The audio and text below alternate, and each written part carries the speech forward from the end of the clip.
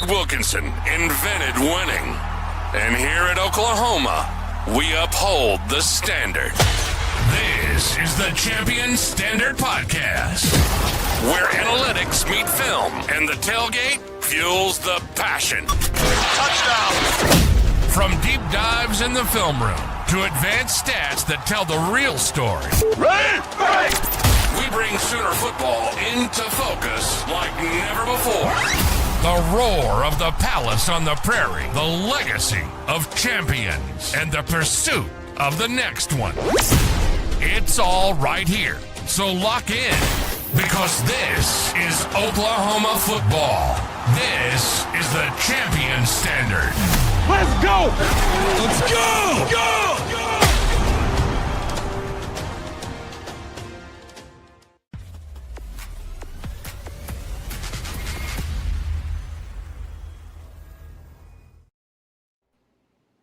Welcome back to another episode of Champion Standard. Tonight I'm your host, I'm Rob.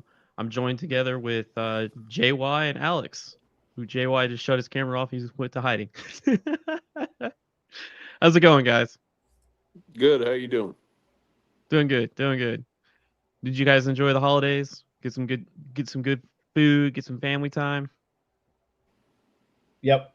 It obviously was much better, the fact that, you got the victory. So went into the, I guess that happened after, now that I say that out loud. So, yeah. No, it's all same week. It's all right. one big blur. No, it was good. It's holidays. It all bleeds together. Yeah. No, it was a cold morning. We had the tailgate. We had the shrimp boil that was pretty good. Warmed us up. Yeah. But it was a cold morning. It was cold. But it was a good little group of people, and we chilled and relaxed and stuff. And going into the game, everyone was just saying, hey, just go finish it. Like, you're control everything in your destiny. Go finish the season. And I felt pretty good going into the game. I just, watching LSU, I didn't watch a whole lot. I watched the Bama LSU game. I just did not feel like they were a team that were really interested in playing football. That sounds terrible, but they just looked like a team that was ready to fold, in my opinion. So we just I just did not see how that offense was going to be wanting to play football against our defense for 4 quarters. You saw it in the game where our defense just shut them down in the second half. They weren't doing anything. It was done. They were not going to score. So it was just a matter of time. Our offense just had to do something, and they were basically given a gift. LSU had a busted coverage. Thank God Mateer saw him and wasn't bouncing around too much. For a play, he actually was looking downfield, and he's missed wide open receivers, so give him credit. There he was, simple, give him the ball. That was all she wrote. Once we scored that touchdown, that defense was not gonna let that lead go away. Like, once that was set, defense was we were gonna get that win. So how do you guys feel about it? I'll start with you, JY. How do you feel about this? How the finishing the regular season 10-2, that LSU game kind of ugly.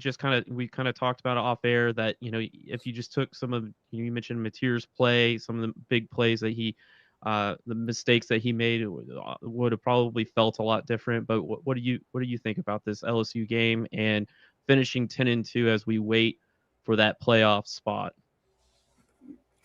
Well, I think they left quite a few yards on the field. There was the one play where Javonte Gibson catches the ball, nobody's around him, and falls down. You had the missed pass on 3rd and 1 or 3rd and 2, I believe, to Caden Helms. Beautiful play schemed up by Arbuckle that Mateer's just a little bit off and throws it behind him, Helms catches that. He probably runs to Enid. So you left quite a few yards on the field. You go back and you watch the game without emotion, and you see how easily the Sooners were moving the ball and just making critical mistakes time after time after time. It was definitely a game in the past that Oklahoma finds a way to lose. Whereas this year, it's not that way. They found a way to win. They ended up 10-2. I think anybody you talk to this year, Sooner fans or otherwise, are probably excited about having a 10-2 season after they looked at our schedule. You know, I mean, obviously Brent Venables is safe, which that was a concern at the beginning of the year. You know, looking at 2027 already, you know, today's signing day, the ink isn't even dry, and we're looking ahead to recruiting classes in 27. They're the number one in the country, you know, because of the stability that they've got going now. So I'm excited about that, but part of me thinks that Mateer still hadn't healed up yet. You know, I think he's inside his head because maybe his grip's a little off. I don't know. This is just my tinfoil hat theory that maybe he's pressing so hard to focus on having to be able to hold on to the ball. Maybe it feels funky. The hand hadn't healed up quite right yet. Any of that stuff. He is getting better here and there, hitting some throws as the year goes on a little bit, but it's almost like he's pressing so hard that he's in his head to where he's missing stuff that at the beginning of the year he didn't miss.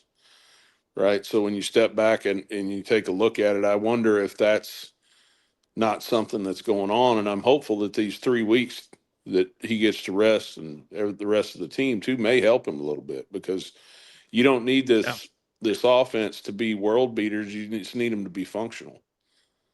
Yep. To maybe make a run in this playoff. Yeah, and to touch on that some more, they did show live during the game. He's still wearing a brace, like that little small brace on his thumb. So I did like that he did hit some big throws across the middle in this game. On 3rd and long situations, he had that big throw across the middle to Giovanni Gibson. One was earlier in the game. Actually, I don't even think that was on a 3rd down, but across the middle. Then later in the game, he hit him again. On 3rd and like 19. I know the next play he threw the pick where he stared down Kanik, but there were some throws that he completed in that game that was a good sign to see. Obviously, the defense did what it did. They've done it all season long. There wasn't ever a moment in that game where there was I didn't feel any concern watching it on my end where, you know, there was any fear of that LSU offense. Obviously, you know, the offense is still not clicking. It's still frustrating at times to watch. But like JY said, when you watch it back, there were quite a bit of plays in that game that if they go a different way, that game could have gone much differently. You know, you had that one run or that one play late in the game where Jaden Ott's in the game. And if Mateer gives it, he's one-on-one with his safety, and he could have been off to the races. But Mateer kept it. I think he picked up 2 yards where it's just, man, if you just give that, it's wide open up the middle.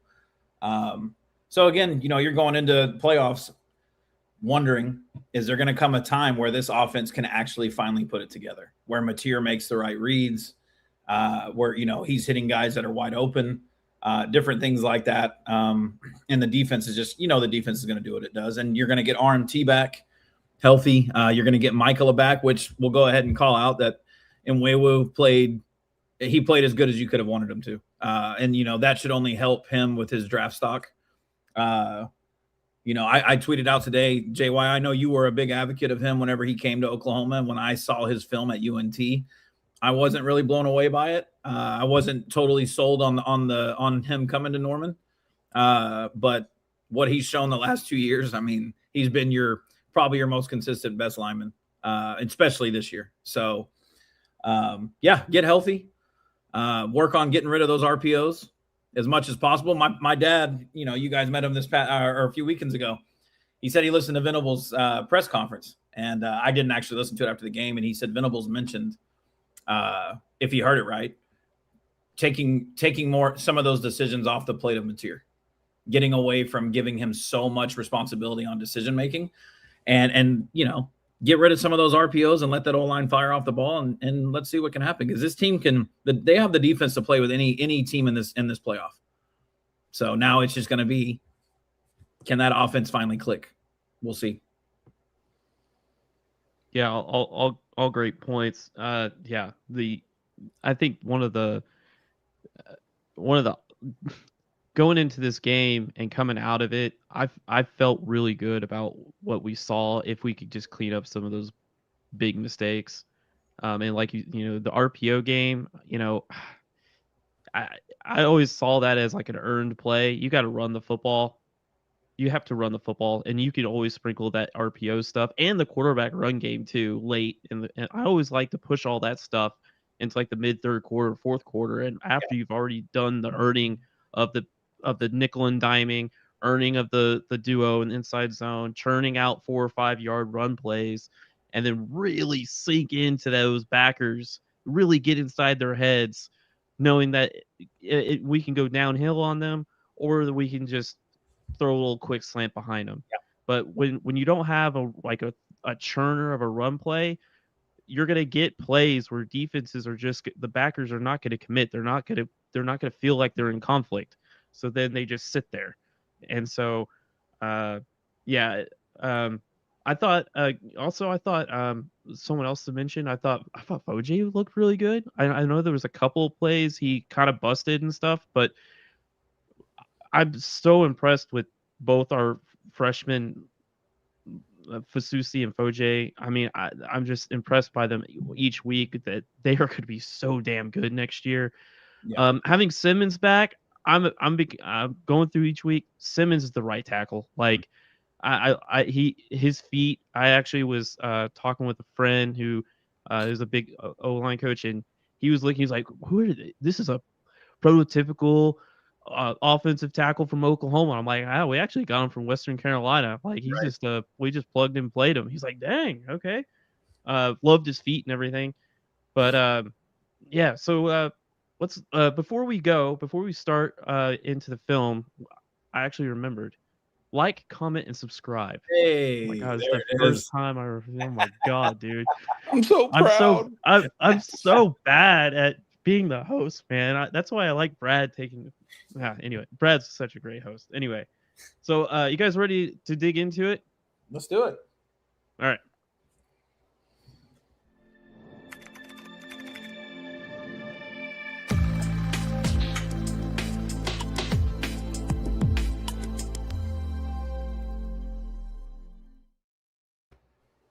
Okay. Well, I'm gonna move us all on the same side. For some reason, it won't remember.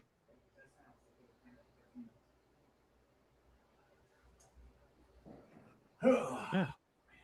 Here we go. All right. And then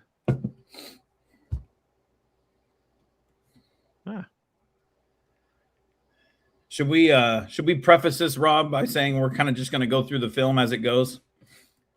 yeah, well, we're just gonna start at the top of the game and then just kind of work our way down. So let's. All right. So first play of the game, you got some duo. Love it. With Love some it. split flow or sift, whichever you want to call it. Hey, I don't even And, care that it didn't go anywhere, man. I love no, that me neither. game with duo. Yeah. And looking at like how Arbuckle's called games, I mean, in Alabama, he called 9 straight pass plays. And coming out to now LSU, I thought he sprinkled in a better distribution of pass and run. It feels like because he didn't get on these like run of calls on passes. He's never really gone on a run of calls on run.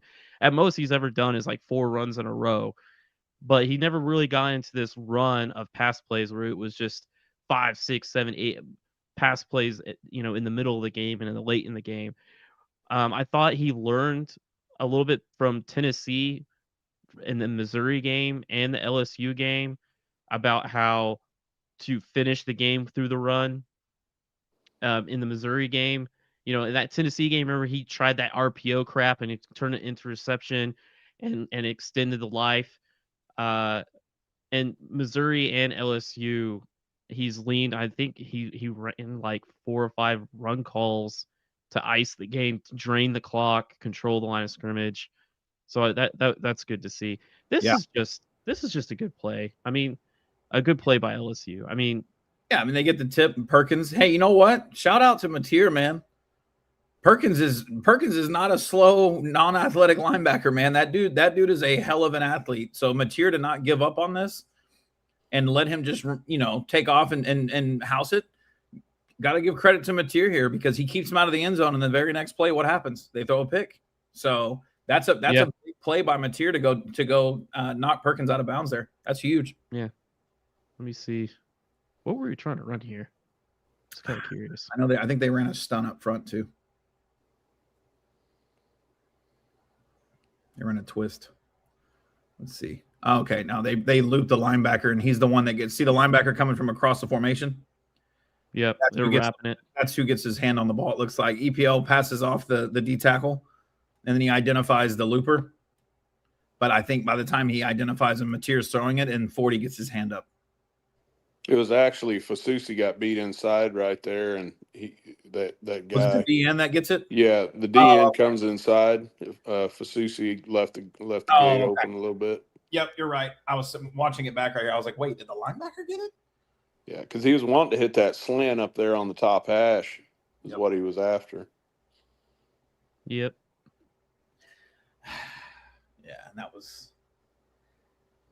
would have been a tough catch too, because that corner was draped all over Gibson. Yep, you're right. It was the D end. My fault.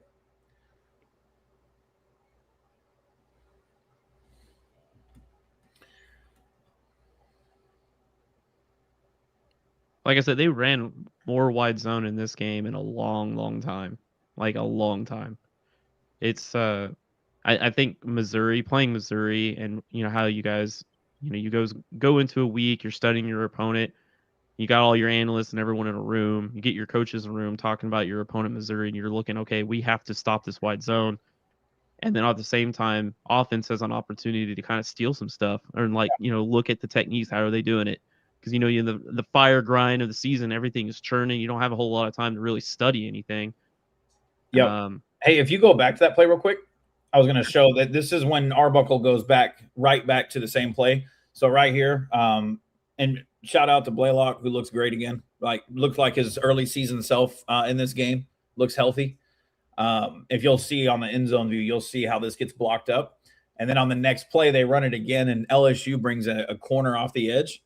And it throws everything. It throws everything off a bit right here, right? So you see here, everything gets blocked up. Simmons blocks down that 2-eye and looks like he's trying to release up to the linebacker, but obviously he doesn't know where the ball's at. Otherwise, he could have released a little sooner here to get up to 33. No, this is why I love this concept, because you get these backers off their spots. Yep, and you get them flowing. And if he's flowing, his gap is right here, but he overruns it. Yep. And then Blaylock, I love how Blaylock finishes it. Yeah, I know. I mean, this is a shot. Wow. I mean, look at that, man. He looked like his early season self again. Oh, he wants that. He wanted that too. He wanted all that smoke. So on this next play, they're going to go right back to it. And they bring a corner blitz. The corner fires off the edge here. Yeah. And you see release. EPL, I think you see that DN he just fires through, and EPL carries up to the second level, and it blows the play up. Yeah. So that split. Yeah, I remember this play. Yeah, that is a lot. That is a. I'm not sure what. That was a bad split. I'm not sure why he's so far wide out there, unless he's being. I'm not sure. Because that left that, I mean, is he seeing that corner? Yeah, so he's seeing that corner. That corner is his responsibility. He's passing it off like he should, right? This inside, but that split is way too wide. That's like a good. I mean, you look at how everyone else is. That's a good 3-yard split right there. I mean, that's. I think he lined up incorrectly. I think he needs to be more like right here, and then let him come in, and you would have passed him off, or at least you would have maybe kind of collapsed it down with the two of them here, and then got a piece of the corner. But yeah, I remember that one. Yep. And EPL, I think, when he releases the second level, he's thinking Fasusi's taking care of the edge, right? So he just releases, passes off, carries up, and he doesn't realize Fasusi's now concerned about the corner off the edge. Yep. Well, and that's going to come with experience for EPL right here, because his responsibility is the B gap, right? So he has to, right now on the snap, the person in the B gap, goes inside. Yep. So as he gets more experience, he's got to understand somebody's coming to replace him. And if the linebacker's not stepping up hard to fill that, it's going to be the DN. There's only two people that can do it. Yeah. Right. And as you get more experience, your mind's going to speed up a little bit. And even though Fasusi's got a wide split, then he's going to be ready for that guy. And he could, I mean, you don't have to be perfect on the technique, because that guy's momentum is going to run him right into you. If you kick that guy out right there, you're fine. Yeah.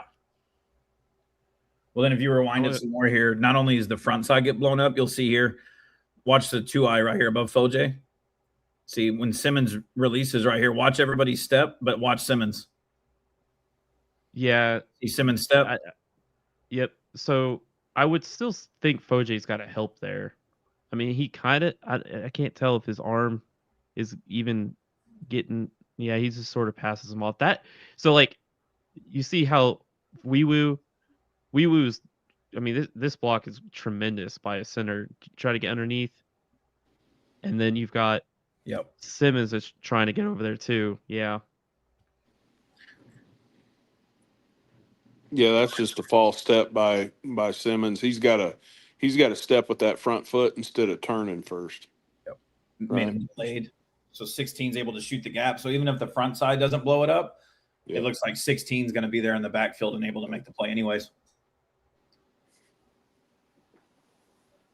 So yeah, these are and you see you see the corner firing off the ball. So these are the little things where the first down play, it's like, oh, that play was great. Yeah. You go right back to it, and it's like, oh, gets blown up. But those are the little things that can lead to that. So there's your mesh play. Oh, he's wide open. I don't know that he gets the first down because that safety's sitting on it, but a 6'2", 240-pound tight end with that kind of speed against the safety, I think Kanak could have won that matchup. Man, so this is what I don't quite understand, because how I've been taught on how this works. There's your Z. He's your peak. You're peeking to your Z. You get your mesh. And then you got your over the ball route. It should go peak. Since the back is sitting, back is usually the second to hit the flat hard. But since he's sitting, he's pass protecting, your second read would be Kanak. It should be peak. And then usually you got a running back out here, 2, and then 3, which would have been a Kanak. But I don't know why he decided to take. I'm assuming that I noticed that Arbuckle is working these what I call cheat motions, where you're getting a motion to get the guy some head of steam and then kick out. It's something I studied with Mac Leftwich in Texas State. He used at Texas State, where he did it a lot, and he does it with Tech too. I think they're starting to work that in, and that's why he singled on him. I think that's why he just locks on Satagna and tries to get it to him quick. I don't know. I feel like you don't have to do so many of those special type plays and just run it as you need to run it, and you would have seen Kanak come underneath. There was another play in here I talked about on Sunday that irritated me too. We'll get to it here later.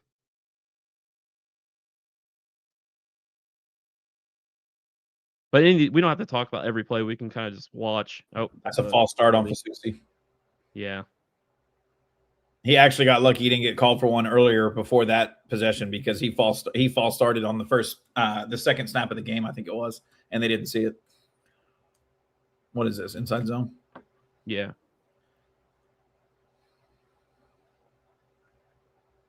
Yeah, let's see. I think this is one of the plays I remember. Yeah, so look at Foje.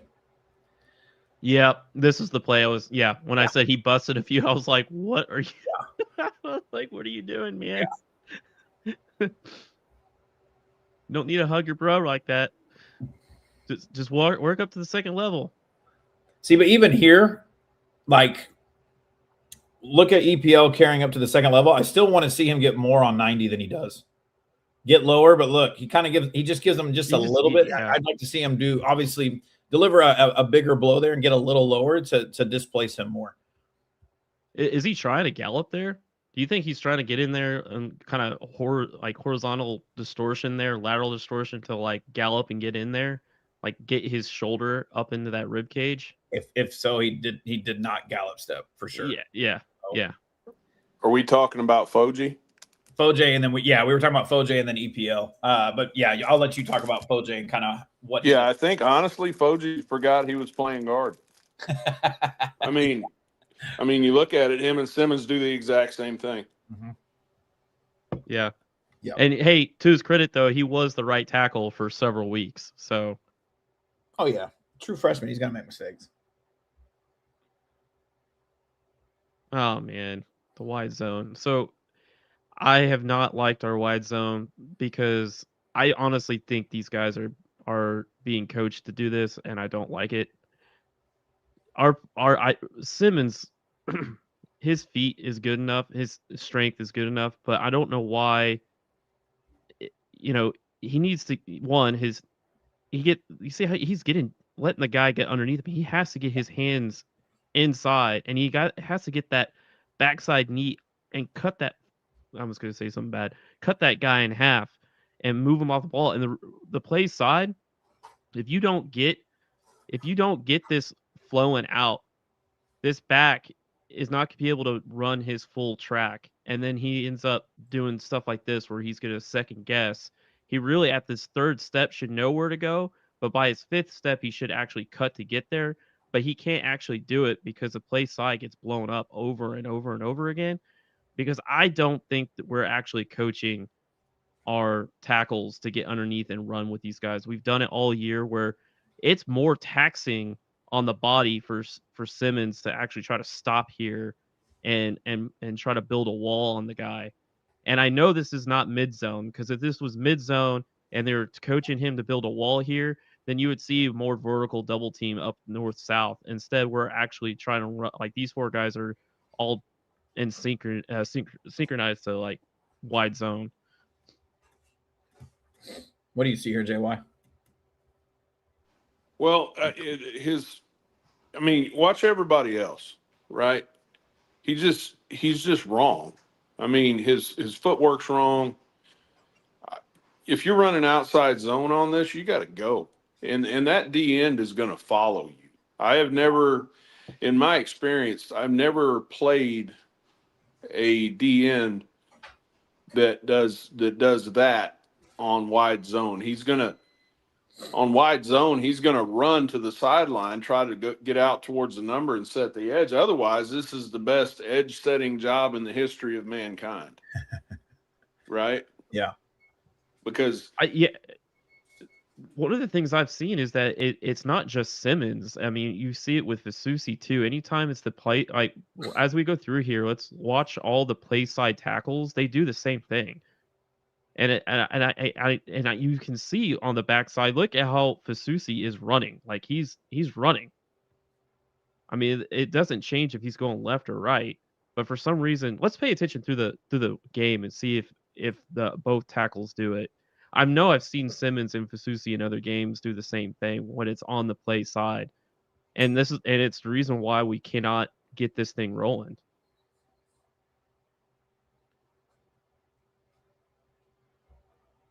Yeah.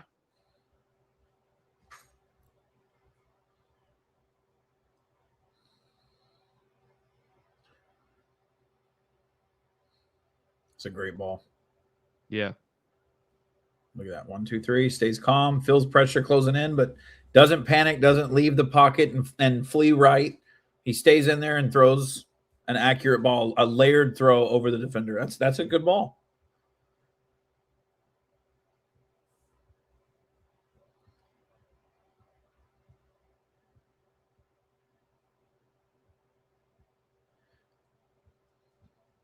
Yeah, if you rewind that a little bit, you'll see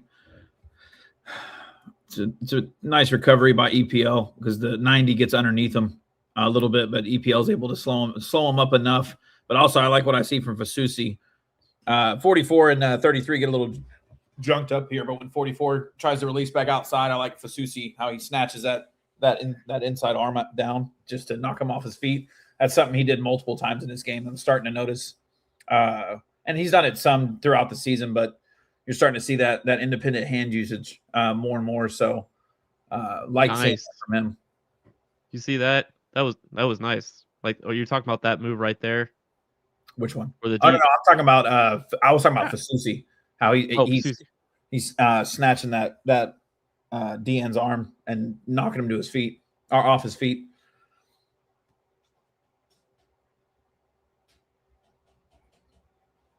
Yeah, it's a solid recovery from EPL there, because 90 gets under him initially.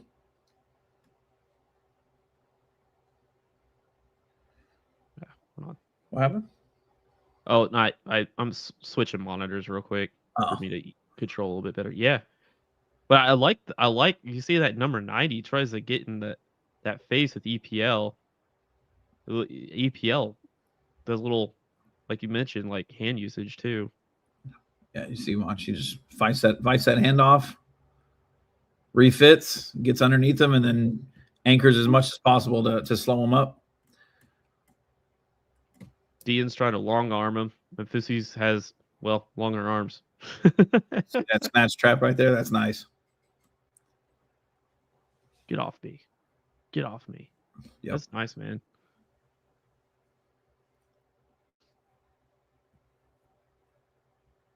Just a now screen to Sigtegna. Yeah.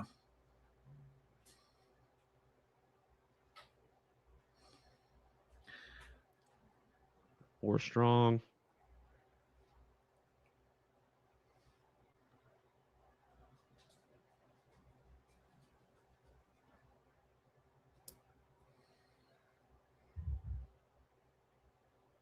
Whew. Yeah, nice job by EPL.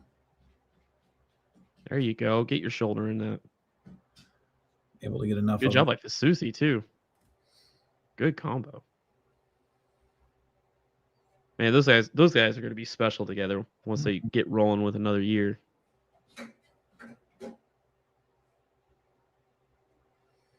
I don't remember this play. Oh, that was almost picked. Yeah, this is when they were offsides.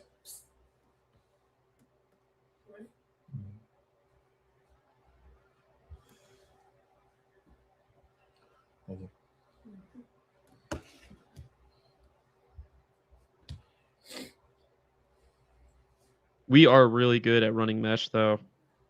We have hit so many big plays off of it, and these guys like Kanik and Sategna are, your two best receivers, and they have a really good feel of being able to sit in those zones. I'll get to some run plays. Oh, we're getting to one of the plays that pissed me off.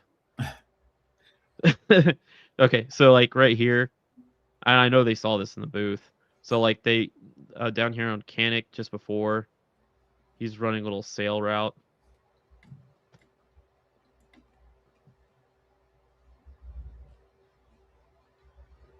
So this is what I think Arbuckle's version of Y corner is, where you've got a little what they call replacing the stick and then hitting north and south, which they call snake. Well, they saw this up, saw Kanik up all open. Mm-hmm. Come back 2 plays later.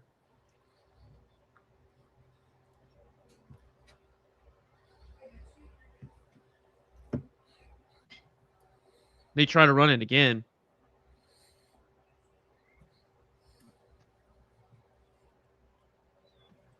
And I just don't really like the sail route to replace the actual corner route,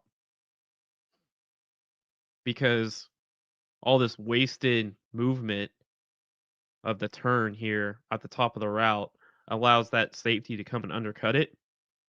in an air raid, like true air raid, like how Leach and Mummy taught it, Y corner, and what a lot of high school coaches will coach is on your fourth step, 1, 2, 3, 4, you're cutting to that pylon. He cuts that pylon, that dude is not catching him with his speed. The other thing that comes into play later in the game is again that snake route where they're going to run a little, replace the stick, and then go north and south. Snake, it's wide open. Well, and the other thing is Canick has to do a better job of trying to sell the post before he goes outside. If you look at that route, it's very rounded. At no point does that safety feel threatened inside.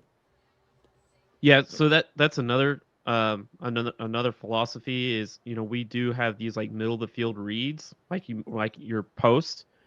He could go up onto the feet of that safety a lot harder if you wanted to, and then break off, like you just mentioned. But I I would just probably just kept it simple and then going that way. Not like now, but they actually come back and they run this same exact play, but they tell Satana to go north south in the snake because again, coaches up front probably were like, "Hey, there's all this grass here," and then LSU made an adjustment and closed it off.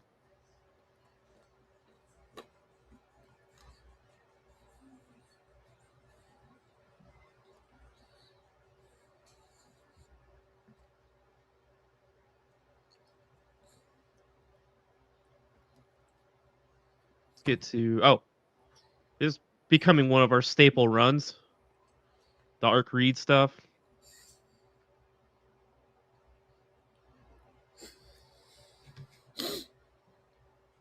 East and West. This is the only time they actually give it. Really, but we all know Material likes to keep it. And I think with Alex at the top of the show, you mentioned him keeping a read.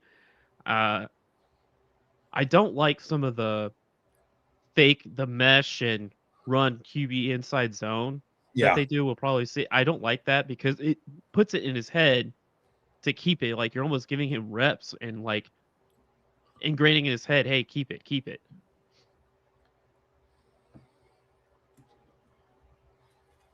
Oh, this is the 4th and 1. Let's turn you guys loose on this one.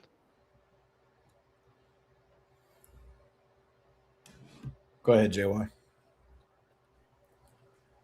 So if you watch this left side right here, this is not good right here by EPL and Fasusi. They got to get more movement. EPL just stops in the hole, right? And you see right there, your backside guard, Foji. He's got to get his head across right here and cut off penetration by that nose. That's a textbook job of that guy getting skinny at that backside A gap right there. He's going to the hip of Wee Woo right there at the center spot. So Foji's got to cut that off, and EPL's got to get out of there. He's confused. He goes down inside. He's got to hit that hip of 44 right there and drive that out and make that 44 widen, knock him over there, and then adjust and come back inside. So, because he goes down, he's confused a little bit. He's thinking, oh, crap, and then it was just a brain lock by him because if he's not in the way, you might have something, but really what blows up the play is Foji just whiffs on that guy. Yeah. It looks like they're running a little pick game.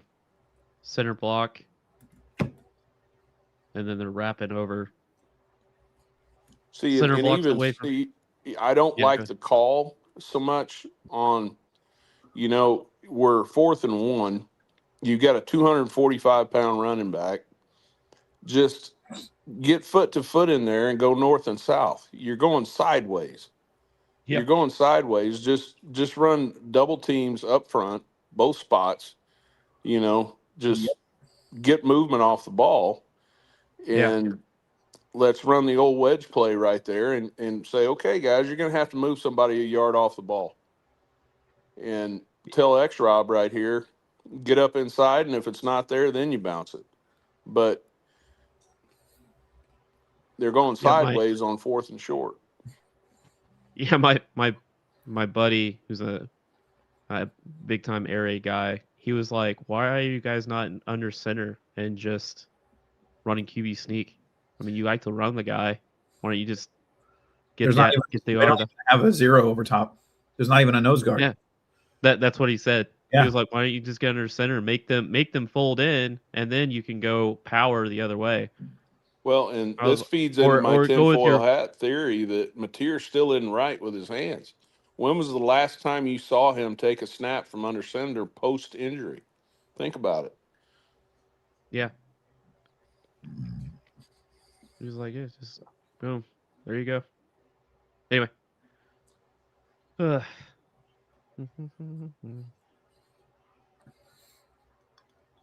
Oh, there's a play you were talking about earlier, JY. Look at that. Yep. Just wide open. Can't fall down, my man. Got what you wanted. Got behind. You sucked them in with a little play action, play roll, half roll. They're just running, what is this? Yeah, country 3. Got the backers to suck in. Got the crossing route right behind him. I mean, I'm happy he caught it. I'm happy Mateer saw him and threw the ball, but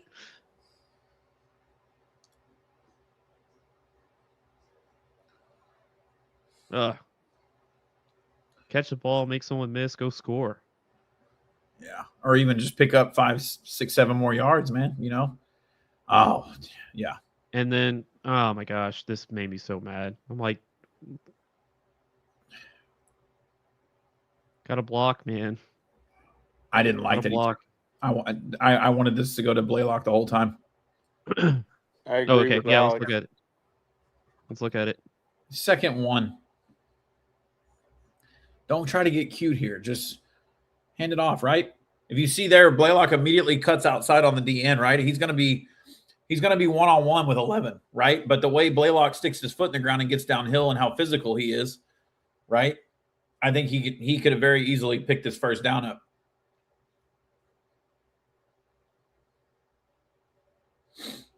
You got Simmons climbing up to 40, so he would have been taken care of. It's just going to be one-on-one. And instead, he pulls it. But again, you're throwing these now screens against Burks, with Burks as your lead blocker. And he just has not been very successful all season long blocking on these now screens. So from what I remember.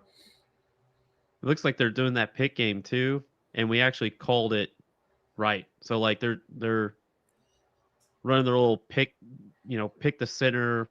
We do that all the time in our defense. And if Canic can get some there, I mean, Simmons works at the same level, you can bang that thing for 5 easily. Yeah. I mean, we got a good call on that. Wheeler does a good job. Doesn't let that guy cross him or pick him out of there. Our defense is so damn good at that too. The pick game with the defense tackles, holy moly, man! Jaden and Dominic and David Stone really just beat the crap out of centers. This may have been Arbuckle's best call of the game right here. Honestly, look at that. If he hits him in stride where he doesn't have to turn to catch it, there's nobody. There's nobody. Nobody. And then he's got a receiver in front of him blocking. That's easily at worst a 20 to 30 yard game. At worst. Right? Man. I honestly don't remember very many calls that we've ran like this.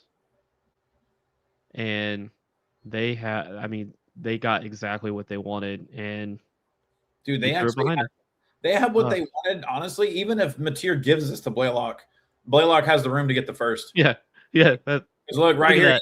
he can cut left. Look, that's you got a rump line right there, man. Even if he lowers his shoulders and goes straight into 41 or 40, right there, straight ahead. He's got enough momentum and speed and burst right there that he's going to pick up that first. So, but I obviously can't fault Mateer for pulling it and trying to hit this throw, but you got to hit that throw, man. That's a huge play if you hit it.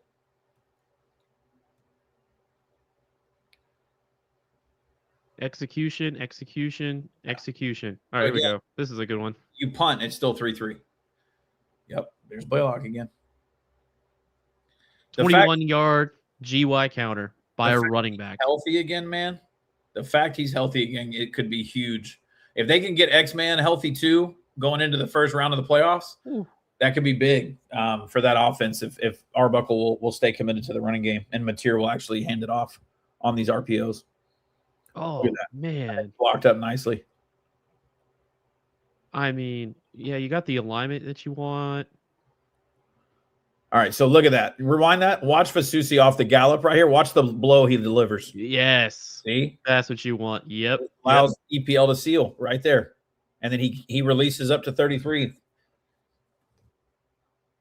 Look at that. Bojay does good kick there. Hat in hands in right spot. Kanik sacrifices his body. Yeah, so this was a 21-yarder and counter for the running backs. The last time, actually, it's the second best counter play that we've had this year. The first was a 25-yarder by Blaylock versus Temple. It's been a while since we've hit a 20-yarder and counter for the running backs. So that is a big positive sign for playoff football right there. He was close to squeezing through there and making that a bigger run. I'm not sure what this one is. Oh, this is the... He thought Blaylock was going to sit. I had a holding call, and then we went 3 straight passes, and then we basically... This is the quarterback. I think the quarterback run up to the left. Yeah, yep. They punt. Yep. Do they punt or do they do field goal? No, they punt. They punt? Okay. Yeah.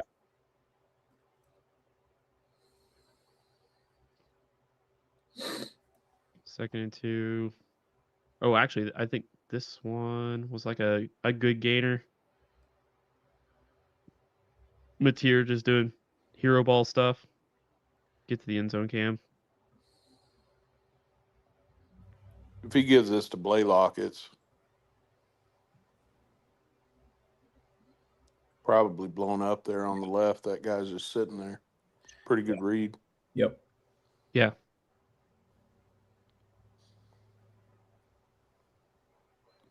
See, even like right there, you see, I mean, look at EPL right here. He's not sure what he's supposed to do right here. He's like, all right, do I stay here? Do I carry up? Do I pick him? Oh, EPL just hit somebody, man. Just hit somebody. We're not going to be that picky. If you like pancake somebody, I would just lit that guy up. And it didn't matter. I know, but you get this defensive end that's doing that arm over on your brother right there. Go in there, clock that a-hole. We'll put some barbecue sauce on those ribs. Yep. Yeah, exactly. You know, you're gonna do a little arm over on my center. I'm gonna go in there and whack the hell out of you. Yeah, it's a nice job on Mateer. Yeah. Second and 2. Let's do it again. God.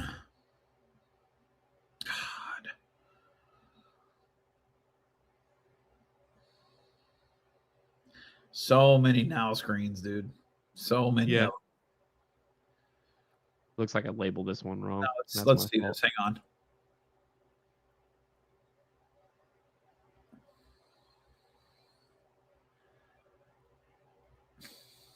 Oh, I would have rode that.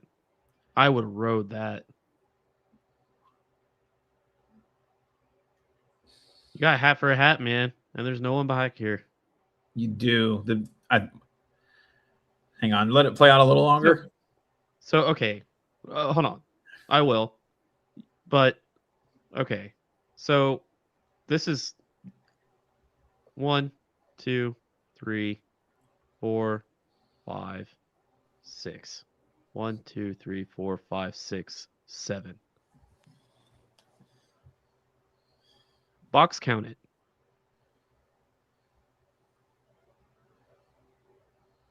Am I wrong? No, you're Just box 100% count. right. Just box count it. I've got 7. You've got 6. I run the football. Yeah, What's you would look what's at on that. the outside? You would look at that and say got- we have 6 on 6 here. So, but what happens is watch what happens with Kanik. Watch him off to the left. Fasusi has to try and squeeze through to work up to the second level. And watch what the DN does to Kanik. Watch this. Like he just That's actually Fasusi's fault, believe it or not. yeah, because he's supposed to help him there, right? To help him seal that. Well, what Fasusi has to do, because the rule of a defensive end is what, block down, close down, right? So as Fasusi steps down, that DN closes. So Fasusi's got to come straight off the ball there with his left foot, and it forces that DN to stay wide, and it makes that block a lot easier for Kanik. Yeah. And then that creates a better angle for Fasusi to get up to that play side backer right there. But because he steps down, he screws himself and his buddy.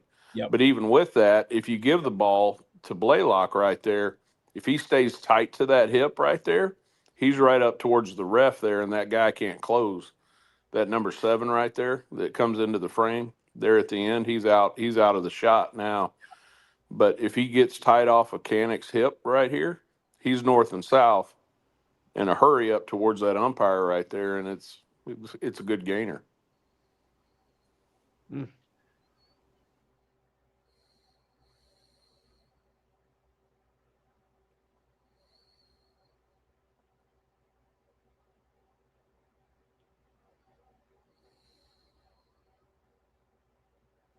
Oh.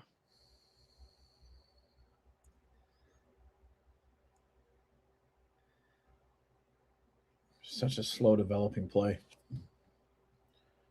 It is, and you gotta protect your backside here. I feel like that.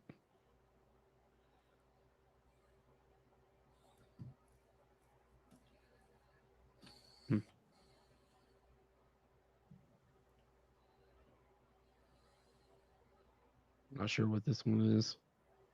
Little slant. First down throw to Satania. We played a lot of empty. We got an empty like all in the first half, and we abandoned it because it was just not working for us again. Sorry, not to cut you off, Rob. I want you to watch. I want you to rewind it more. All right, so look at the hit pause. Go back. If you can go back and hit pause. I want you to look at the coverage. All right. So Satania right here at the top in the slot's gonna. I think he runs an out right here. Right. That corner to the field side sits on that out route, right? But then I want you to watch the safety at the top of the screen. Look at Mateer. Look at Burks. Yep. Yeah, I've seen. See, man, this played out exactly as he starts to work through it. Yes, he starts to turn to look left, and that carries the safety with him. But look how much time he has. You have Burks wide open, streaking down that right side, man. Right? Like even if he doesn't start to work back left and that safety stays where he's at, you still have plenty of space to make that throw. So that corner at the top, cover 2, he's sitting on it. Yep. Watch. See, he breaks. Now just keep watching as it unfolds. See, he broke on it. Now look at Burks just streaking up the sideline. That's a touchdown. Yeah. And then look at watch what Mateer does. See, you got a great pocket right here. Now he starts to panic. Oh, I don't know what to do. Steps up almost into create pressure on his own, and then he takes off and flees right. Just stay in the pocket, man. Stay calm. It's blocked up nicely. I hate the bobblehead action, man. He's bobbing his head way too damn much. It's his feet and his eye. Like he just starts to, if he comes off that first read to work to his set, you start seeing he starts playing fast, and his feet start to just get happy. and he's not staying calm and poised. He starts to work too quickly. So this is another one of those plays we talked about that JY mentioned earlier. There were plays there to be made, and the execution just wasn't there. Yeah, this is definitely 2-man, or like you said, cover 2, man match cover 2. And I'm not sure what he's thinking here. I don't know if he's thinking that this is somehow cover 3, and that he's thinking that this corner is going to drop. But even okay, But so like, but right there. Look at but even when he's looking at Satania.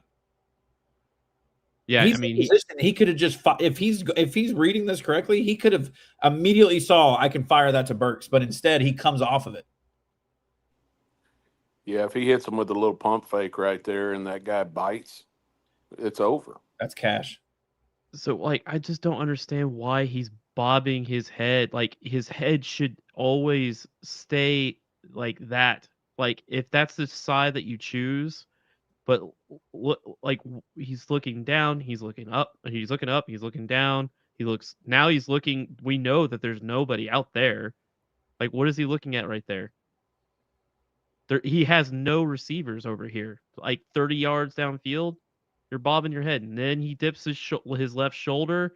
Now that's when you see that safety that we were talking about is starting to work across the line. You could easily let him. You know what's funny is that he still has that play open. You move the safety away now that, like you guys mentioned. I mean, that play becomes even easier. But then he just decides to take off. So what that tells you is right there is he's not reading what he's supposed to be reading right there. Because right there, what he's doing is if he would have read that correctly, he would have saw that corner sit on that route, right? But also, what are you seeing from the safety, man? The safety wasn't rolling over the top of Burks, right? So the moment you saw that corner sit and you saw where the safety was at, you should have planted that back foot and said, thank you, and just and literally planted and thrown it to Burks down the sideline. But instead, he looks at Satania and then immediately goes, oh, the corner sat on it, and panics and comes off of it. He doesn't go to Burks next. He tries to work back left, right? So he's panicking and moving way too quickly. And he's not actually reading, from what I'm seeing, he's not reading his actual keys that he's supposed to be reading right here. That should have been an easy 1, 2, 3, corner sat, throw it. I mean, if like I said, I think if this is the side you pick, yes, then you are looking at those two. I just don't understand, like, because you would have, the longer that you keep looking this way and keep your eyes downfield this way, this guy's just going to keep becoming more and more open because his safety is just going to be in la la land. So I think he was worried that as he was, I don't know if this is what he was doing, but I think as he was reading Satania in this corner, I think he's thinking that safety's working over the top. But if you rewind it again a little bit and try, if we can do it in slow motion, watch, right? Look, as he goes back into his drop, watch this. If we can go slow. 1, 2, I kind of hops actually. Right now, you're in position, cut it loose. Right? Look at that corner. If he does anything, he's just going to interfere with Burks. You're going to get a flag thrown. Your back foot is, you put all your body weight on that back foot. Now come through it and just throw it down the field. It's wide open. Right? He was in position to cut it loose. He just didn't look at his keys. I don't get to sound like I'm nitpicking here, but one other thing, I circled it. I don't like that shit right there. Yeah. Stop that crap. Stop it. You see it on film all the time. Like, tuck the damn ball in. Like, what are you doing? Like, what are you, like, stop. These are the plays right here that if he in the playoffs will start to make those kinds of plays, you're going to get big plays and your offense is going to be fine. But when he's doing stuff like that, and we've seen it throughout the season where he's not trusting what he's seeing and he's moving way too fast. And he had all the time in the world. There was no reason for him to start to work back left and not give that route, the route's time to materialize, right? He could have easily sat back there and then come off of Satania and looked at that safety and said, that's touchdown, and thrown it. But instead, he won't stay calm at times back there, man. And it hurts that offense.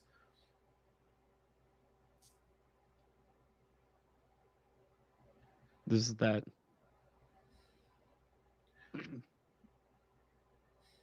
think that ended up being a penalty. It did. All right, here's wide zone. Oof, look at Blaylock, man. God, he's so close to breaking that. That's exactly like that play we saw earlier when we were talking about Canick. You know, when Fasusi kind of screwed him on the steps. If he gives it there, this is what it looks like going the other way.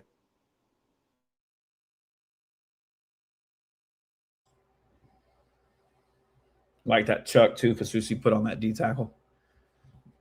Threw him about 3 gaps across the field.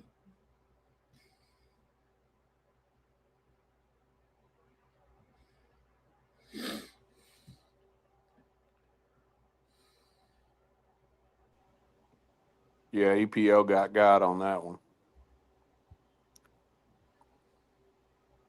Oh, man.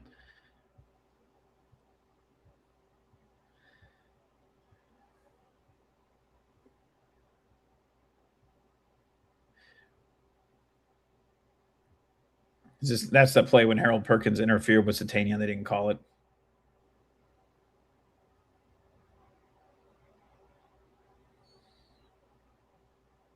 Huge throw.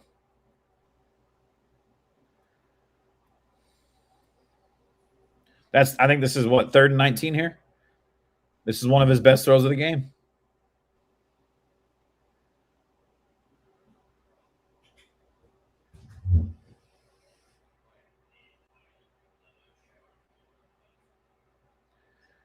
I mean, and honestly, the way that they played this, LSU, Mateer has Satania open, or he could have hit Gibson, Giovanni at the bottom of the screen. It didn't matter either way. 4 is bailing the whole time, so he could have hit Gibson and had an easy first down here too.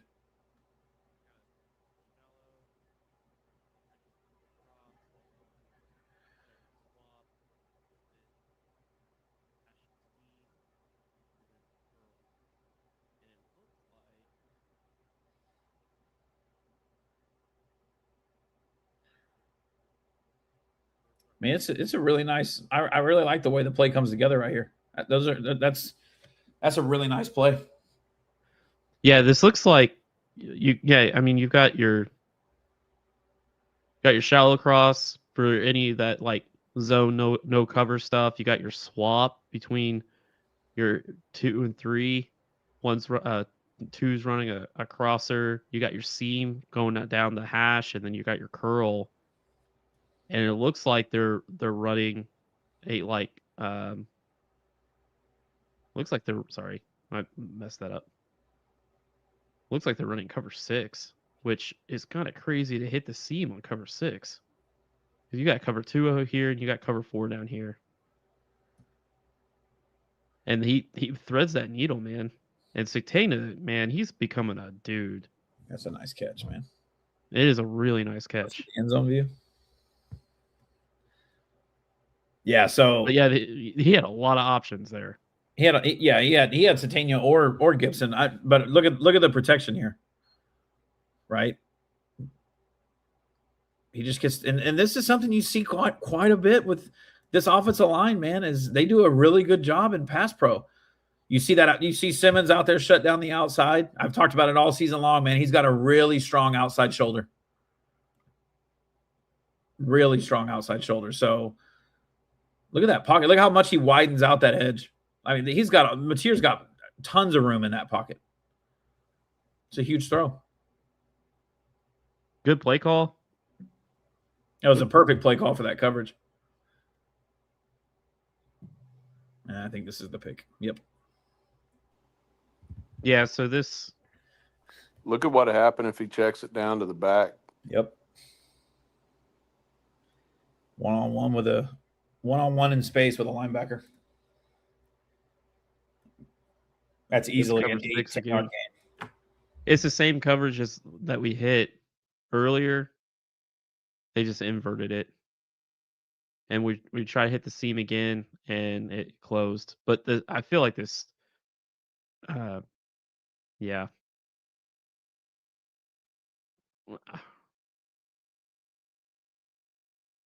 Again, I think that's just a good play by the D. But I still think he should have, checked it down. Like, there's a lot of garbage there.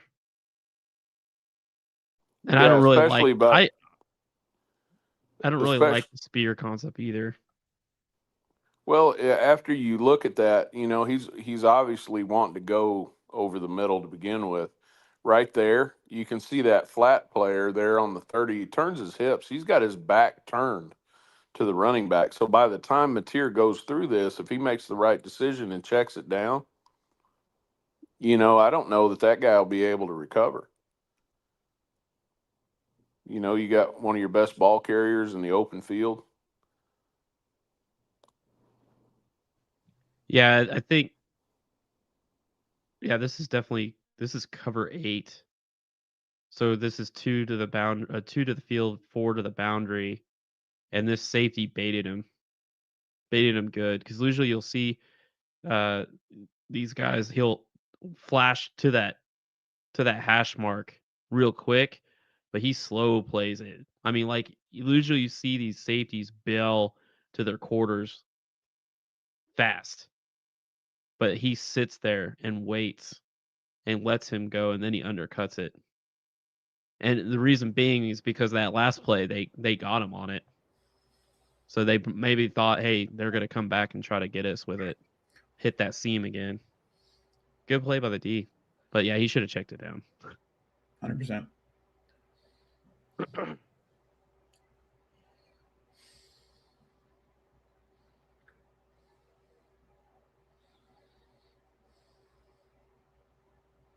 think this was a good play.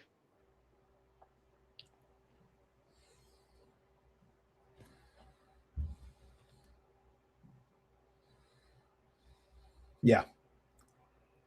Yeah. Yep.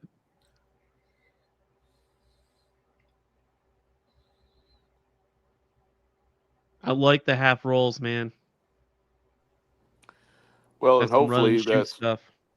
hopefully that's something Venables was talking about. If they can run some waggle, some bootleg stuff, cut the field in half for him, simplify his reads, Yep. take away some of this RPO stuff. He's got the talent to do it, but just make the game simpler for him. Yep. Cut the field in half. Caden Helms is starting to come into his own too. Not to get off on the tangent, but he's getting a lot better. Agreed. Yeah, I just think Mateer's shown throughout the season that these RPOs is just a lot of times it's just too much for him, man. He's not reading it correctly, and you got to start to take some of that decision making away from him.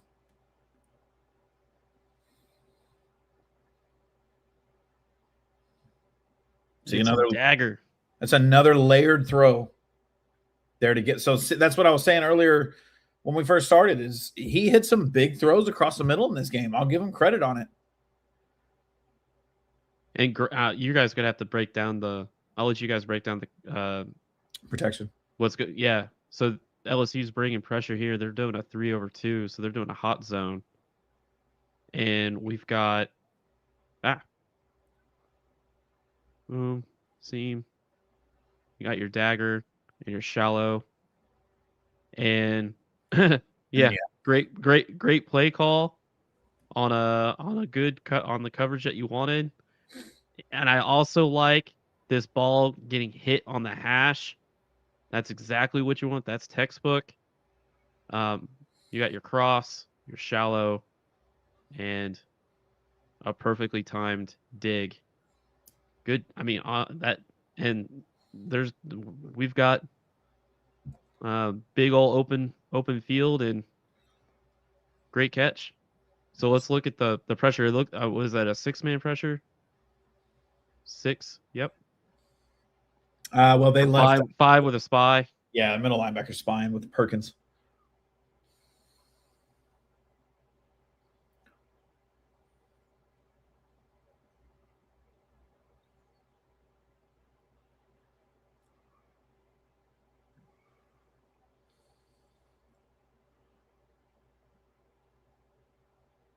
Yeah, the person that makes this play. Watch X-Man. Watch him pick up the guy off the edge. Nice job right there. Look at that. Boom. It's perfect, too, because he works inside out. You see his eyes. He's inside looking, and then perfect. Now, in Pass Pro, do you guys do numbers? Do you guys assign numbers to the defenders from No, the center out? what you want to do, the most simple way to put it, we want to do Bob protection, big on big, right? You want your offensive linemen to take defensive linemen, and you want your running backs to work inside out, unless the call's turn back or you're sliding your protection or something like that. So you're big on big, gap responsibilities. And then on this look right here, X Rob's looking inside out, just like Alex said.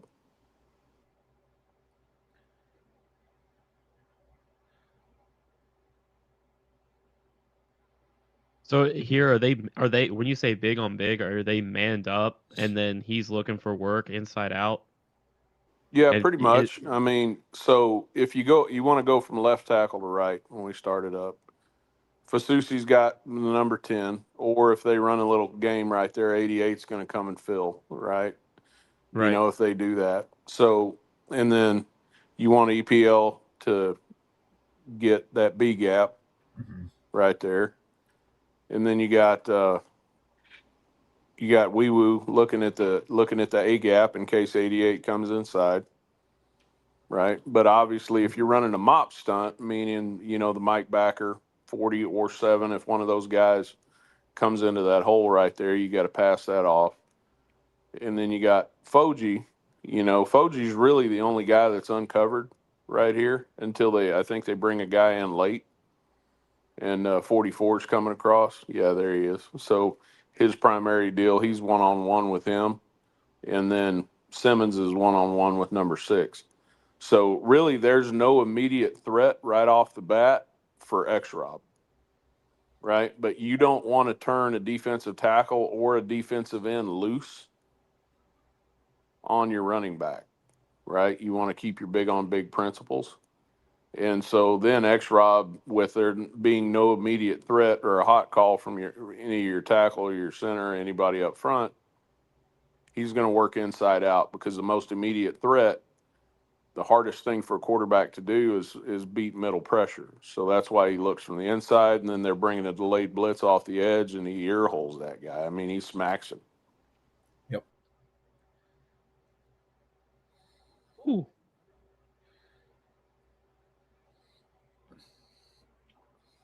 Heck yeah. Good Overall, play. it's really good protection. Yep. Yeah. Fasu's a nice job handling that inside out rush too on the edge. All right, wide zone. Let's look at the place. Blown up again.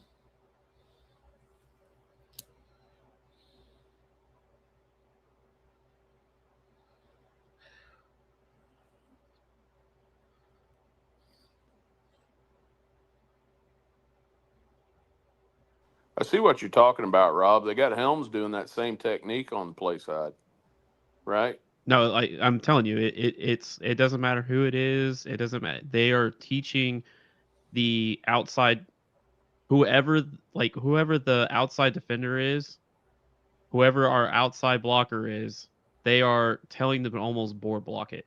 Yeah, they just are trying to kick them out. Yes, and that's not, and so that's why I've seen other like Sooner creators. Gabe Eichard, he was looking at a wide zone play, and he thought it was mid zone. It's I mean, it would make sense by this block, by these tackles or these defense, that are doing that. But if it was mid zone, you would see more vertical movement inside, because to get those guys out of the way. Otherwise, if you're boarding over here, like just doing that block, and then you have these guys flowing into it, then you're just collapsing the gap that you're trying to run to. I mean, it just doesn't for mid zone, that doesn't make sense, because mid zone, you're trying to, the aiming point at things like the inside leg of the tackle, I believe. So, and also the aiming point of this running back is that tight end spot, like a wide zone. So I don't know, man. Like I've never liked it all year. I've been seeing the same thing, whether it's Simmons, Howland, our tight ends, Fasusi. It just doesn't make sense, because then what happened, and I really don't like him working up the second level. I would like to see more of like a combo Well, and then peel off. But and what they're banking on, I think, is if you look at this backside A gap or that he's almost like in a shade over the center, they need to get more vertical movement on that guy because they're hoping that they can wash this down and to cut off the backside of it right there. yeah, Right. But I you've see. got to get more vertical right there. And Fasusi's got to get up on that linebacker 33.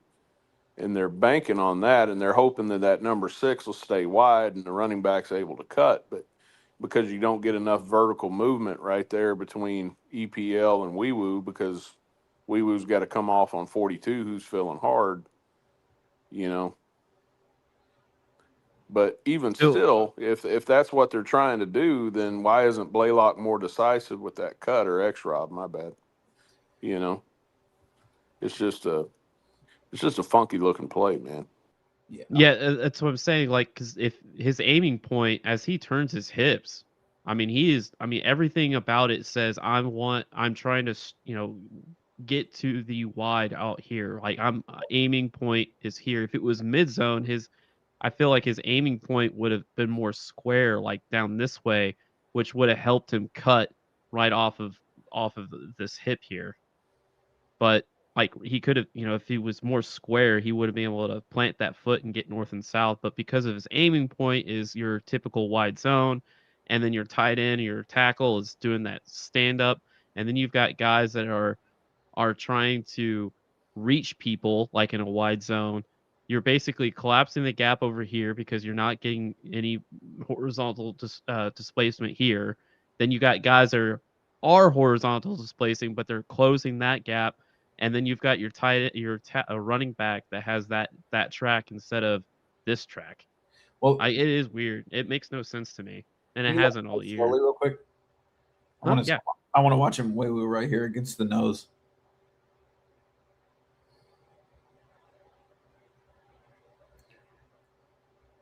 Yeah, see, I drew a bunch he of stuff. gets to his outside shoulder and then starts to work upfield, right? But look at Foje. Watch Foje Yeah, off the ball. Watch. He works to the inside of the defender, right? And then he gets pushed back into X-Men. Right. So right here, JY, wouldn't he want to work to that outside shoulder and then work him upfield more? Yeah, Foji's footwork is wrong on this. You see his first step is kind of a false step with that right foot. He's got to gain ground with his right foot, which he does not do, right? So his step forward is with his left foot, and that's how that guy gets up underneath him. He has to understand, and this is going to, again, immaturity, development. Yeah. He's got to close that distance in between him and the center right here. And that's going to give him power because right now his hips are open and he has no power. Right. He has no power. If he's able to step down hard with that right foot and gain ground off of that first step, then he's going to come with power right there. And he's going to send that guy on a 45 instead of sideways. He's going to send him back towards that SEC logo right there. Yep. So, but yeah, his footwork's wrong right there. It's a good catch, Alex. So that throws X-Man completely off. And then by the time he's trying to react off of it, the play's blown up from the backside. So, like JY said, man, you got a true freshman. He's bouncing from right tackle to right guard, and he's played in both spots throughout the season in multiple games. Like that's not going to be easy for him. So he's going to make mistakes. Yeah, if you look at that play again, if you back it up, you can see Fasusi's footwork. If Foji's footwork looked like Fasusi's, then you'll see what I'm talking about. Watch what Fasusi does with his first step. Yeah.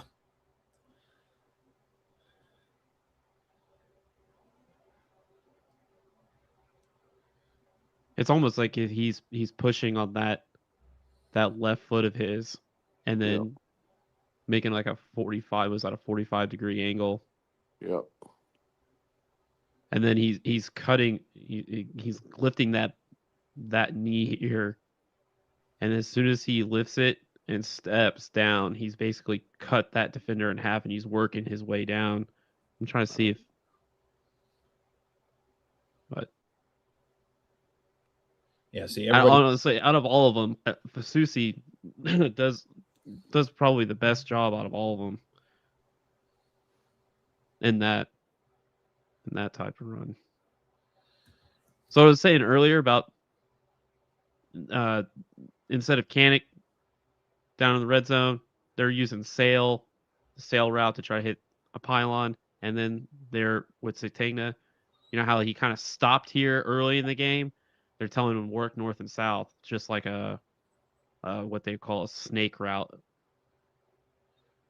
But they're running, looks like Tampa. Yep, Okay. that's NTT. He plays to the right side of the field, but look at the top of the screen. Yep, Corner you route. You got a wide open corner. I mean, that guy's not going to be able to get there. Yeah, because I mean, look at him. As soon as I get it. He's looking right. So the safety kind of slows up here, but yeah, it's like I said, guys. I really feel like anytime they like trying to make some sort of like adjustment or communicate something like special, Mateer just locks his eyes down. Like, hey, we're gonna do this cheat motion on mesh. Ignore everything else. Hit that guy. Hey, we're gonna make this adjustment here. Instead of stopping, we're gonna tell our guy to look for that, and so he just fixates on that change, whatever that adjustment is, and he almost gets Sategna killed here. Yeah, and they're running. Man. Yeah, this is totally Tampa or non-traditional Tampa. Shouldn't say Tampa, but. No, I'm not, and I'm not going to sit here and say that every game, every quarterback's going to always be able to see wide open receivers. There's going to be plays, that are going to, the coverages and stuff, and different things will dictate them being able to work to the open guy at times. So I'm not sitting here saying Mateer should always see the guy that breaks open. So I want to make sure to call that out. Yeah. I honestly think he's getting coached to do that. Hey, we're going to do this. Look here. Man, he's getting coached to do this too. That this ball was absolutely terrible. We all have seen this 1,000 times. Well, first off, it, man. Look at it. Yeah. Well, let's watch the end zone view. End zone. Okay. When it gets, hopefully we'll get there shortly. Watch his mechanics and his lower half and all that whenever he delivers his ball. Now, first off, he should have already recognized the fact that he's trying to throw a fade on a 6'5" corner. Okay, but look. Okay, first off, look at that. Rewind that real quick. Watch his left foot. Look where he steps. He's stepping to the sideline. Right? Now watch his back foot as he drives through. He just kicks his hip open and swings his right foot up in the air. I hate that, dude. I hate that so much. So why do you think the ball's just dying, right? Like the mechanics in the lower half with him right now at times just are not clean and are not what they need to be. If he actually steps towards towards downfield with his left foot instead of sideways, right, and to where he's opening himself up, he could have got more on the ball and got it more downfield. But that's just a lazy lower half right there, man. I've seen him really like swing that leg so hard it looks like he's kicking a soccer ball. I shit you not. Like he will kick it. I mean, I'm like, what are you doing? I've never seen a quarterback do that. If he plays that more clean, man, that ball probably sails into the corner of the end zone, if not out of the back of the end zone, and you're playing the next play. But instead, it's a pick. Look at Fasusi. Look at that chuck Fasusi gets. He gets off balance, but like to see him get lower. But look at that. I like the physicality though. See, he gets tripped up there, but hey, there's our board block on the DN. Just trying to turn him out. Hey, we're almost through the whole game. Yeah, this has been a little different than our usual picking plays and going through them. Ooh. Hang on. Oh yeah, Simmons plays that easily.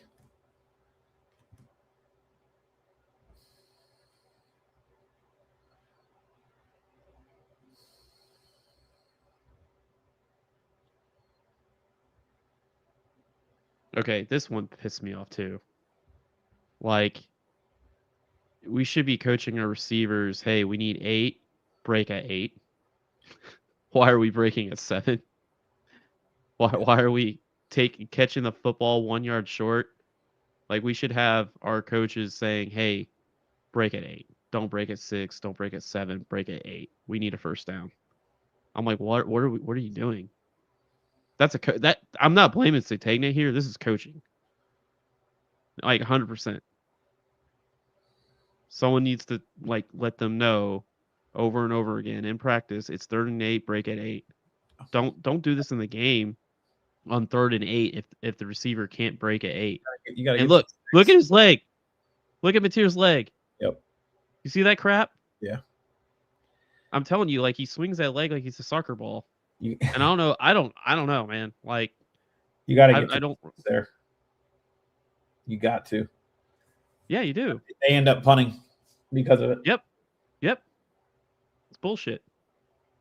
Yeah. I don't really cuss too often on here, but watching a whole game of this will make me do Oh that. yeah, here you go. Now you got to the first biggest play of the game right here for OU. Yeah, Perfect play call for what LSU bringing pressure like they did. we could do more of these fast screens. We haven't really done a whole, like, this is not technically a now screen, or a tunnel or a bubble. I call it a fast because you're getting it. Yeah. Anyway, I won't go into nitpicking too much, but great. I mean, you have, what is that? 4 offensive linemen, 3 offensive linemen out. Yeah. Hell yeah. And oh yeah, great stuff. As short a throw as it was a great job of Mateer just getting it out so quick. Yeah. Because he knows everybody's coming. Watch him Weiwu too out at center right here. Watch him get out there and make a block. Just gets him a little bit. I sent this play to my my coaching buddy, and he told me in the offseason that he had a receiver that scored 22 touchdowns in a single season off of this fast screen alone. I believe it.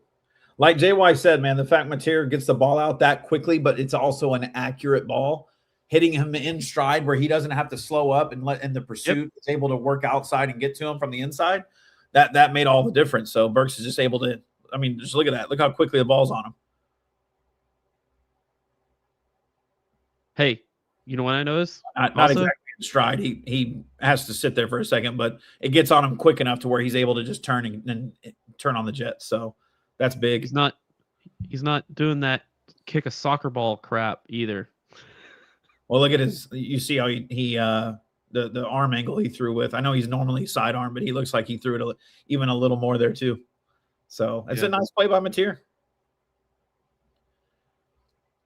Perfect play call for that defense. So saying that there's the play to Jade Knott we were talking about earlier. If you go to this one, yeah. Yes. All right, let's break this one down and we can wrap it up. Yeah. If you go to the end zone view here, look at that. So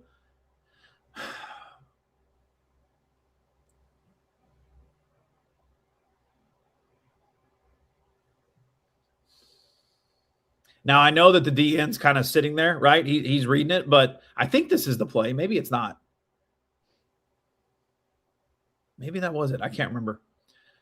But he pulls it and then this is blown up. But right here, like, what were you reading there to not give that, right? Like, I get 44 sitting on it, but he's staying put, right? Like, so yeah, he should have given it.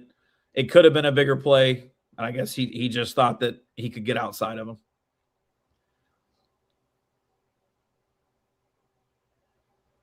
And what is the deal with Ott playing in the 12th game of the year all of a sudden? I think a lot of people are asking that question. Which, honestly, in that moment, I was like, man, if he would have given it to him, and he's able to get through that hole, man. That could have been a big moment for Ott to finally get on the field and make a big play, but that's when Gibson just drops it. So, yeah. Yeah, I think the referee kind of got in his way. Referee played like the 12th defender here. Kind of broke his concentration. Get out of the way, ref. Can you rewind that Damn, again? we're trying to I want to watch Nwewu real quick off the snap. Sure. Remember, again, this is a guy that's been playing guard. Let's see what. Oh, wait, hang on. Okay. Yeah. Snap. This is No, Weiwu he's a stud, man. Yeah, he would made you guys himself a leave? lot of money this last weekend. Do you leave Weiwu at center? No. You No, sure? I think Michael is. I mean, the combination of Michaela, Weiwu, and Simmons is probably your best right side right now, with Foji being your swing whatever. Yep.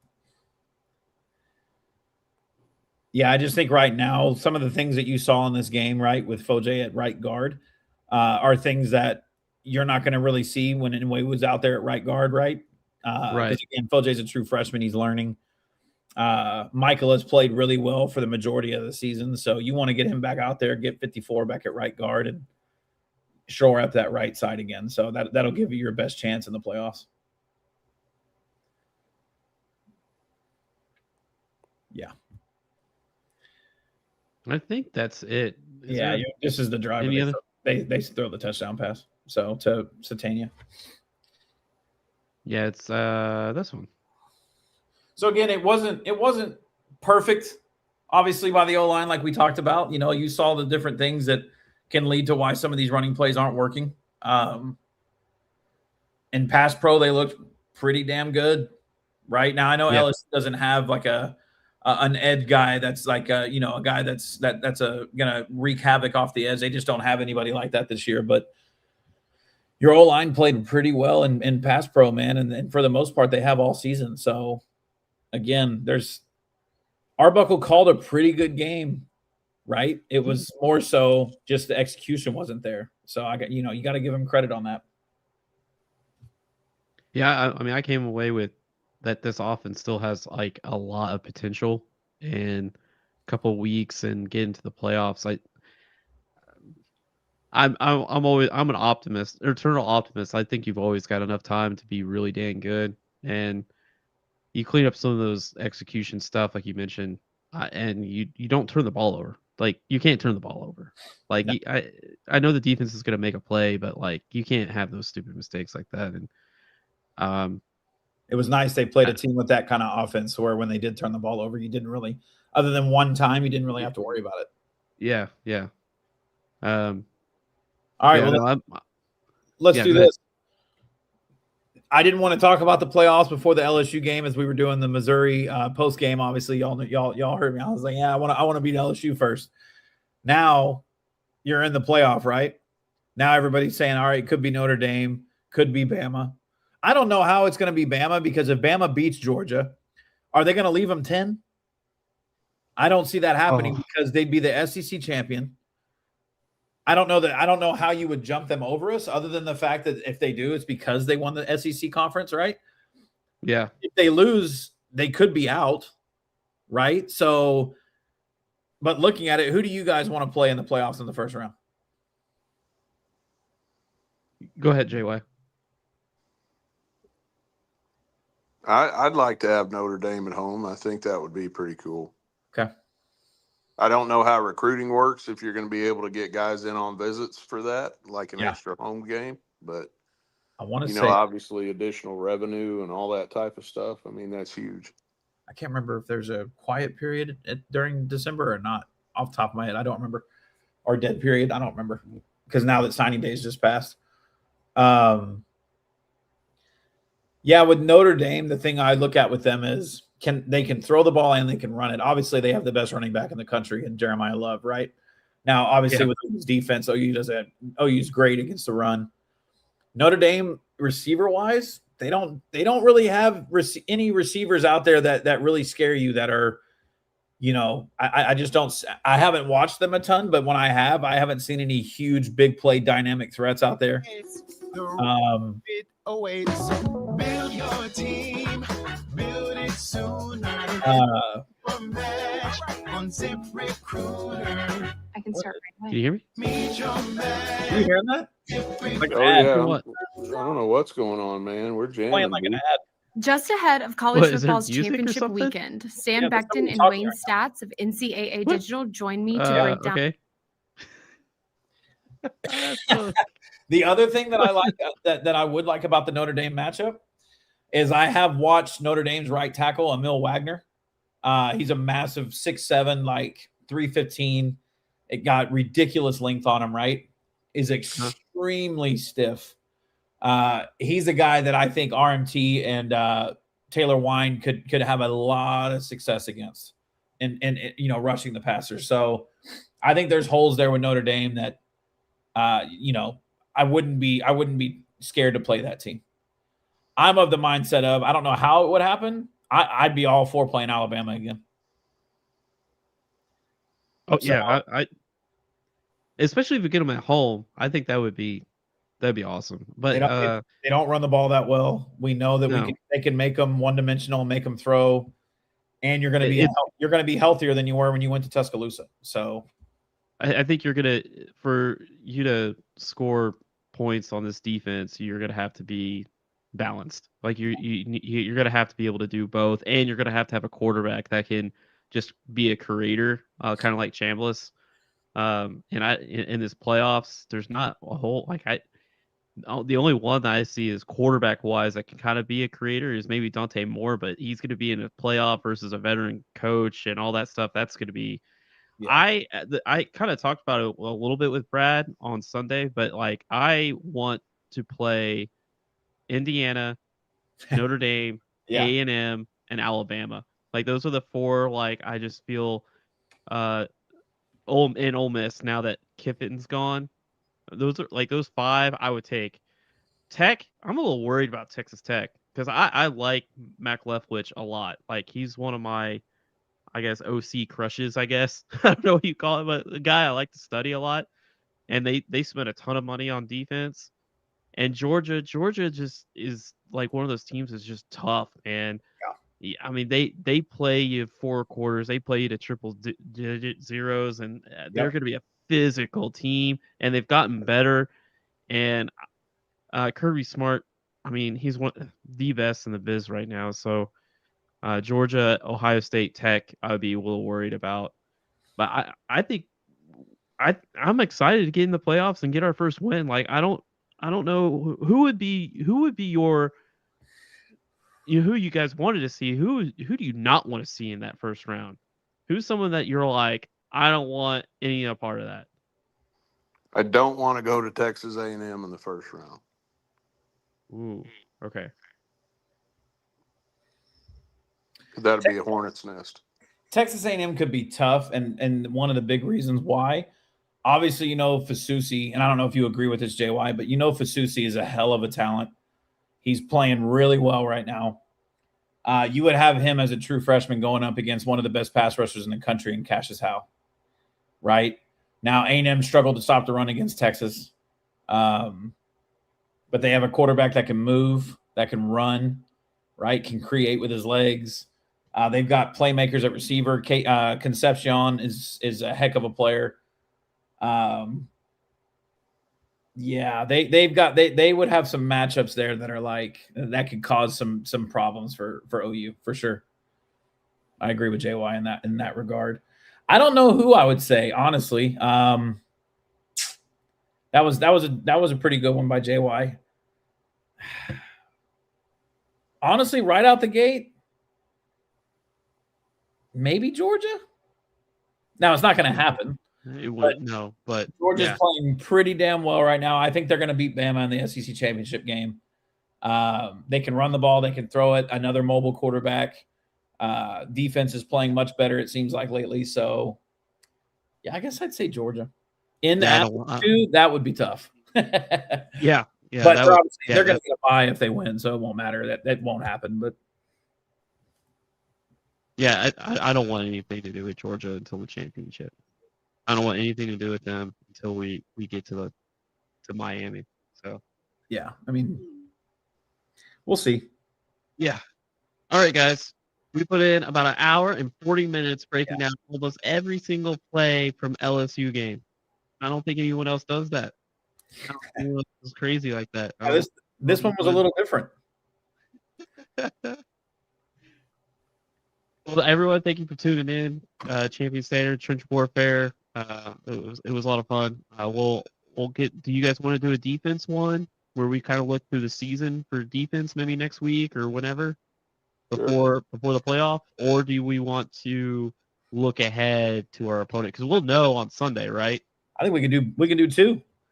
Sunday we should know, yeah. So like JY mentioned, you could do a defensive one early next week, which would be fun against that LSU offense to go back over the defensive film, and then do a preview show maybe late next week, or the week following, whatever. Game week, because we got 3 weeks, 2 weeks from this weekend coming. Yeah. That would give us time to find out who you're playing, and then also watch film on them, and then do a pregame show leading up to the game. Okay. Yeah, if we get a home game, I'll probably be at the tailgate. So I'll probably sign in there. If you guys can make it down for the playoff tailgate, you guys might want to consider that. Come hang out. Dude, that would be a game like JY said before. That'd be a game that regardless if you get tickets or not, it's worth being in Norman anyways, and just watching it either at the tailgate or at a sports bar. And but the crazy thing is we have no idea what's about to happen this upcoming Saturday. Right. That could change everything, right? You could have, what if BYU wins? What if Bama beats Georgia, right? Like there's so many different scenarios that could really impact the 12 teams that are going to be in it, that it's like, dude, you could go from playing Notre Dame or Bama to somebody completely different. So it'll be fun to watch. Yeah. Well, everyone, thank you for listening. Please like, comment, subscribe. When it threw it in there twice. And we'll see you next time. Yeah. Boomer. Sooner. To do the things you need to do for